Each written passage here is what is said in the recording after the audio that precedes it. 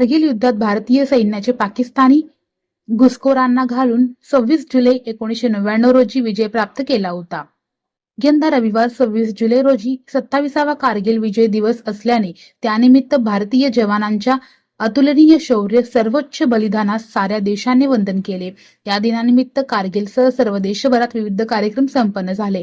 1999 मध्ये पाकिस्तानशी जवळपास 2 महिने चाललेल्या कारगिल युद्धात भारतीय जवानांनी बर्फाच्छादित उच्चच्या उच्च पर्वतावर अत्यंत कठीण परिस्थितीत व शत्रूंच्या सततच्या गोळीबाराला धैर्याने तोंड दिले।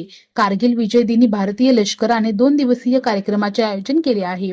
शनिवारी कारगिल विजय दिनानिमित्त केंद्रीय संरक्षण मंत्री राजनाथ सिंह यांच्या प्रमुख उपस्थितीमध्ये शौर्य संध्या हा कार्यक्रम मोठ्या उत्साहात पार पडला। भारतीय सैन्याच्या जवानांना कारगिल विजय दिनानिमित्त त्यांच्या कारगिलला हनवी न्यूज चॅनल तर्फे मानाचा सॅल्यूट।